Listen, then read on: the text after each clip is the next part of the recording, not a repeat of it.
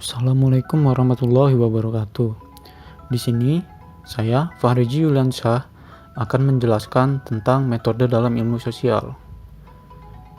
Baiklah, sekarang kita lanjut saja ya ke slide selanjutnya. Yang pertama adalah latar belakang. Jadi, latar belakang dari penelitian sosial adalah metode penelitian sosial merupakan cara sistematis untuk mengkaji fenomena sosial. Fenomena sosial dapat dijelaskan secara ilmiah apabila proses penyelidikannya dilakukan melalui penerapan metode penelitian sosial. Kemudian, yang kedua adalah apa itu penelitian? Jadi, penelitian atau riset secara sederhana dapat diartikan sebagai usaha-usaha ilmiah yang dilakukan oleh peneliti untuk menangkap suatu fenomena. Oleh karena itu, di sini peneliti yang dimaksud adalah penelitian sosial.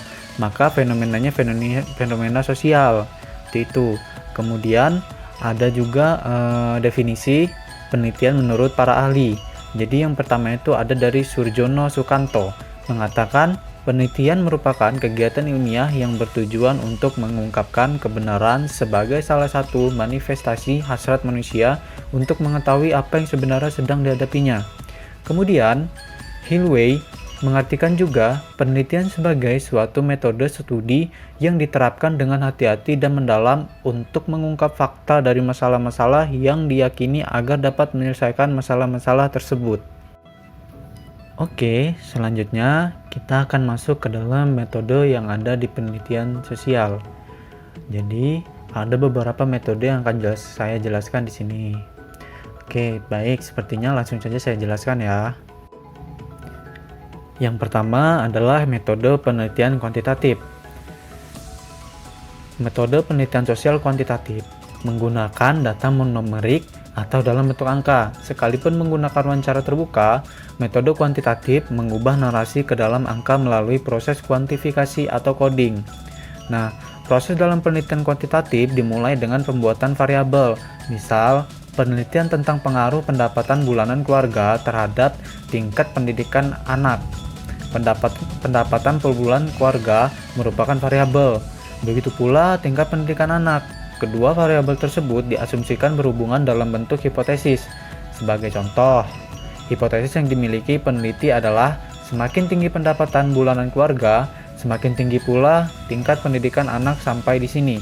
Maka peneliti selain membuat variabel juga menyusun hipotesis. Kemudian, kita lanjut yang kedua. Yang kedua adalah metode penelitian kualitatif. Metode penelitian kualitatif itu menggunakan data naratif atau kata-kata. Narasi yang diperoleh selama proses pengumpulan data diinterpretasi oleh peneliti. Kendati pun demikian, proses pengolahan data juga bisa dilakukan melalui coding, namun bukan dalam rangka menilai, melainkan melihat pola jawaban informan. Jadi, berbeda dengan penelitian kuantitatif. Penelitian kualitatif dimulai dengan meninggalkan asumsi-asumsi teoritis. Meskipun ada pula penelitian kualitatif yang berangkat dari asumsi teoritis, salah satu perbedaan yang jelas adalah penelitian kualitatif tidak memerlukan hipotesis dalam rancangan penelitiannya. Nah, sebagai contoh, penelitian tentang perkembangan budaya pop di Indonesia. Peneliti tidak perlu menuliskan dalam proposalnya sebuah hipotesis. Misal, internet telah menjadi media utama membentuk selera anak muda terhadap budaya pop kekinian. Nah, asumsi demikian boleh saja ada dalam pikiran peneliti, namun tidak dalam proposal. Seperti itu. Yang ketiga dan yang terakhir adalah metode pendekatan ilmu sosial positifis. Positivisme adalah suatu bentuk empirisme yang berorientasi ilmiah atau scientific, yang pertama kali dikembangkan oleh filsuf Prancis Auguste Comte pada tahun 1798 sampai 1857. Nah, tokoh lain dengan posisi epistemologis ini adalah John Stuart Mill, berasal dari Inggris pada tahun 1806 sampai 1873, dan Emile Durkheim, berasal dari Prancis pada tahun 1858 sampai 1917. Jadi, ilmu sosial positifis memperlakukan fenomena kehidupan manusia sama dengan gejala alami yang menjadi objek kajian ilmu-ilmu keilmuan. Itu seperti fisika, biologi, dan kimia. Manusia diperlakukan layaknya atom dalam suatu benda. Individu tidak penting karena hanya menjadi unsur pembentuk masyarakat. Jadi masyarakatlah yang penting dan menjadi kiblat penyesuaian setiap tindakan individual. Individu dikuasai oleh dan harus menyelaraskan setiap perilaku dan cita-citanya dengan struktur masyarakat. Setiap upaya menguak rahasia fenomena kehidupan hanya dapat disebut ilmiah jika menerapkan pendekatan positivis. Seperti itu katanya. Nah, di luar itu tak ada yang ilmiah. Ilmu-ilmu sosial harus meminjam metode ilmu-ilmu keilmuan karena bagi para positivis hanya itulah metode keilmuan yang logis yang mampu mengungkap hukum universal setiap realitas.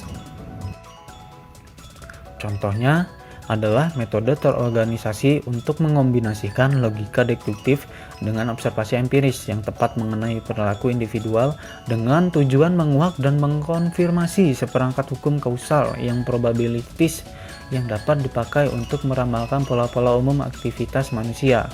Seperti itu. Jadi, itulah metode-metode sosial yang dapat saya jelaskan. Nah, lebih dan kurangnya saya mohon maaf. Jika ada salah kata, saya mohon ampun kepada Tuhan Yang Maha Esa. Baiklah, saya akhiri saja. Selamat belajar. Terima kasih telah melihat video dari PPT saya.